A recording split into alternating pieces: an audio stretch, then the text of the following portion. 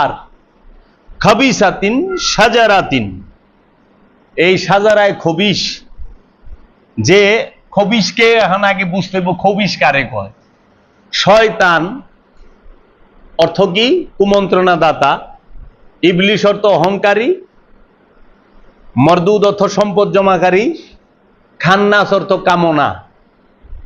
এই কামনা খান্নাসের 100%, শয়তানের 100%, খবিসের 100%, এই খান্নাসের 100%, শয়তানের 100%, মরদুদের 100%, ইবলিসের 100%। এই মোট 400% জিনিস একটা জিনিসের গুলায় একটা গ্লাসের মধ্যে যেটা তৈরি হয় ককটেলটা, এটার নাম হলো খবিস। এই খবিসের মানব জন্ম হয় না, বুঝছেন? এই মানুষ রূপে অনেক খবিস বইয়া রয়েছে, মানুষ রূপে অনেক বদ জিন বৈশা রয়েছে, মানুষ রূপে জিন্দা শয়তান বয়ে রয়েছে, মানুষ রূপে জিন্দা ইবলিস বয়ে রয়েছে, মানুষ রূপে জিন্দা মরদুদ বয়ে রয়েছে, এই মানুষ রূপে জিন্দা খান্নাস বয়ে রয়েছে। এটা কেমনে বুঝবেন? চেহারা দেখা জীবনও না, এটা বুঝবেন হলো তার স্বভাব এবং আচরণ দেখা। স্বভাব আর আচরণ। মিঠা মিঠা কথা খবিসও কয়। এজিদ বড় মিঠা কথা কম জানতো না।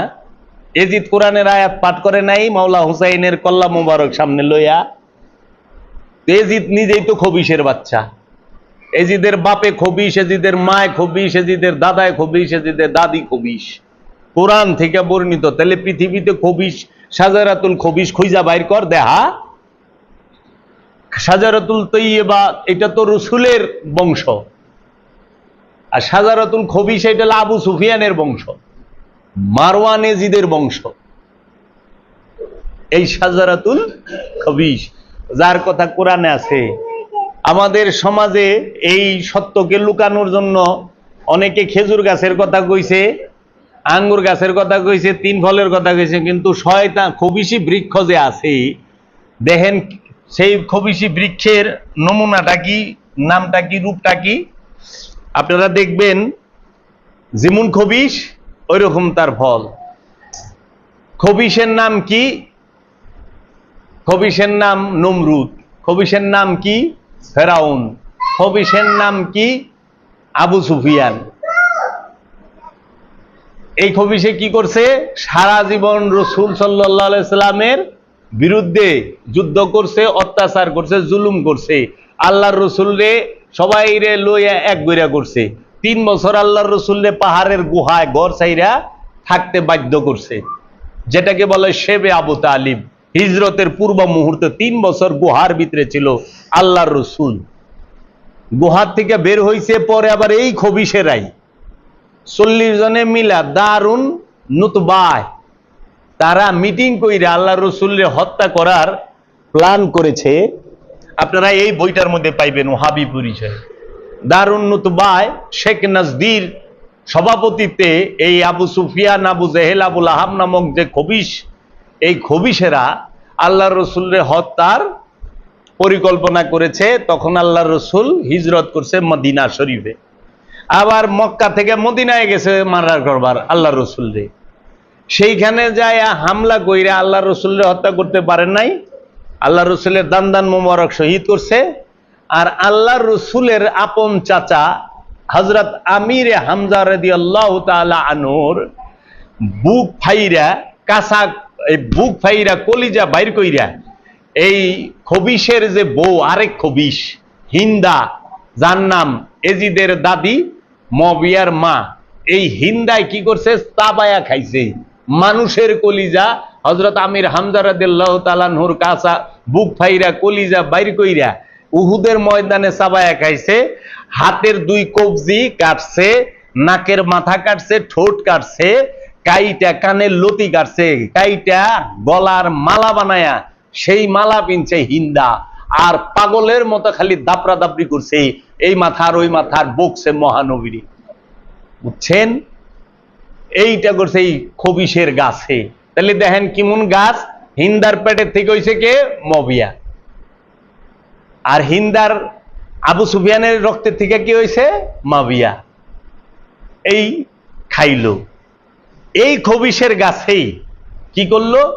যখন আল্লাহর রসুল মক্কা বিজয় করলেন 9ম হিজরিতে, মক্কার ওইখানে এই খবিশের গাছেরা সব চেলা চামুন্ডা লইয়া মক্কায় তরোয়াল লইয়া দাঁড়ায় ছিল আল্লাহ রসুলের বিরুদ্ধে। আল্লাহ রসুলের বিরুদ্ধে যখন তলোয়ার লইয়া দাঁড়াইল, তখন দেখলো যে আল্লাহ রসুল যে লোকবল নিয়ে আসছে, এদের সাথে পারা সম্ভব না। তখন তারা গ্রেফতার হইল এই খবিশ, এই সাজারায় খবিশ। এই সাজারায় খবিশের কথা সূরা ইব্রাহিমে আছে। এই খবিশ যে বৃক্ষ, তারা কি করলো? বন্দী হইল এই আবু সুফিয়ান, হিন্দা, মবিয়া এবং মারওয়ান বিন হাকাম, আবু জেহেলের ছেলে। এরা যখন অ্যারেস্ট হইল, তখন আল্লাহর রসুল সাধারণ ক্ষমা ঘোষণা করল। সাধারণ ক্ষমা ঘোষণা করল আল্লাহ রসুল। সাধারণ ক্ষমার অন্যতম প্রধান যে 4 ব্যক্তি, আবু সুফিয়ান, হিন্দা, মবিয়া আর মারওয়ান বিন হাকাম, এরা এই মক্কা বিজয় করে আল্লাহ রসুল মদিনায় চলে আসলেন।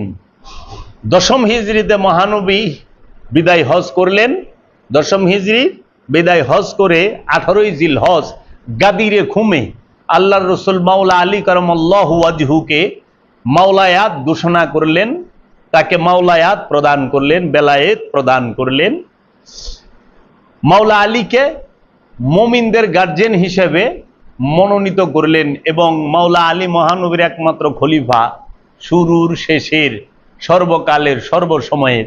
সেটি আল্লাহর রসুল পবিত্র জবানে গাদিরে খুমে উটের পিঠে স্টেজ করে 1,29,000 সাহাবীর সামনে বইলা গেল যে কি, আনা তারাকতুম ফিকুম মুসাকলাইন, আমি তোমাদের কাছে 2টা ভারী জিনিস রেখে যাচ্ছি, হে মুসলমান জাতি, হে মানব জাতি। যদি তোমরা এই 2টা ভারী জিনিস ধরে রাখতে পারো, জীবনে পথভ্রষ্ট হবে না, গুমরা হবে না, বিপথগামী হবে না। সেই 2টা জিনিস কি? একটি হইল কিতাব আল্লাহি, আল্লাহর কিতাব, ফিহিন নূর ওয়াল হুদা, আল্লাহর কিতাবের মধ্যে আছে নূর এবং হেদায়েত। আরেকটি হইল ওয়া ইত্রাদাহি ওয়া আহলে বাইতিহি, যে আমার বংশ, আমার আহলে বাইতকে তোমাদের কাছে রেখে গেলাম। এই আহলে বাইত কিতাব থেকে আলাদা হবে না, কিতাব আহলে বাইত থেকে আলাদা হবে না। হাউজে কাউসারে মেহশরে আল্লাহ রসুলের কাছে এই হাউজে কাউসারের মধ্যে কিতাব এবং ইত্রাত বংশ একত্রে আল্লাহ রসুলের সাথে মিলিত হবে। যখন আল্লাহ রসুল বললেন আমি তোমাদের মাঝে 2টা ভারী জিনিস রেখে গেলাম, কিতাব আল্লাহি, তখন কিন্তু আল্লাহ রসুলের হাতে এইরকম বাইন্ডিংকৃত কোরআনের এই সহিফা, লিখিত সহিফা, আরবি ভাষায় কালি কাগজের লেখায় সহিফা ছিল না, নুরি কোরআন ছিল। আল্লাহ রসুল রাহমাতাল লিল আলামিন মুহাম্মদ সাল্লাল্লাহু আলাইহি ওয়াসাল্লাম নিজেই নুরি কোরআন। এই নুরি কোরআনই নাতিকুল কোরআনকে সবার কাছে, জিন্দা কোরআনকে সবার কাছে পরিচয় করায় দিচ্ছে। জিন্দা কোরআন হচ্ছে মাওলা আলী। মাওলা আলী সম্পর্কে মহানবী বলেছেন, আনা মদিনাতুল ইলমি আলিউ বাবাহা, আমি এলেমের শহর, আলী হইল তার দরজা। আলিউ মিন্নি ওয়া আনা মিনাল আলী, আমি আলী হইতে, আলী আমা হইতে। আবার আল্লাহর রসুল বলছে আলী আর আমি একই নূরের 2টা টুকরা। আবার আল্লাহর রসুল বলছে দেহের মধ্যে মাথার মূল্য যতখানি, আমার কাছে আলীর মূল্য ততখানি। এই দেহের মধ্যে প্রাণের মূল্য যতখানি, আমার কাছে আলীর মূল্য ততখানি। আল্লাহর রসুল বলছে এই পৃথিবীতে এবং আখেরাতে আলী হচ্ছে আমার ভাই, এই আলী হচ্ছে আমির আল মুমিনিন। মহানবী বলছেন, মাওলা আলীর ফজিলত অসংখ্য হাদিস আছে মহানবীর। তাই মাওলা আলীকে মহানবী তার ইয়ের মধ্যে স্পষ্টভাবে বললেন, মান কুনতু মাওলাহু ফাহাযা আলিউন মাওলাহু, আমি যার মাওলা, এই আলী হচ্ছে তার মাওলা। আল্লাহ আলীরে যে কষ্ট দেয় সে আমারে কষ্ট দেয়, আমারে যে কষ্ট দেয় সে আল্লাহরেও কষ্ট দেয়। আল্লাহ যে আলীর শত্রু হয়, তুমি তার শত্রু হয়ে যাও। আলী যেই দিকে মোড় নেয় সত্য, তার পিছে পিছে সেই দিকেই মোড় নেয়। আলী আর সত্য একে অপরের পরিপূরক। মুনাফিক চেনার সবচেয়ে বড় মানদণ্ড হইল মাওলা আলী। তাহলে মুসলমান বিশ্ব কি করলো?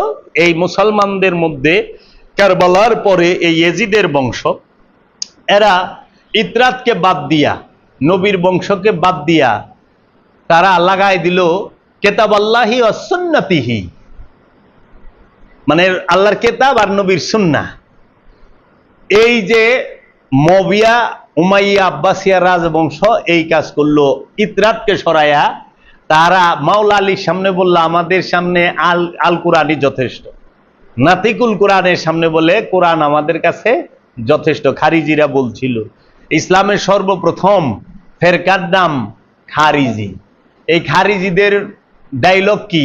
খারিজিদের ডায়লগ হইল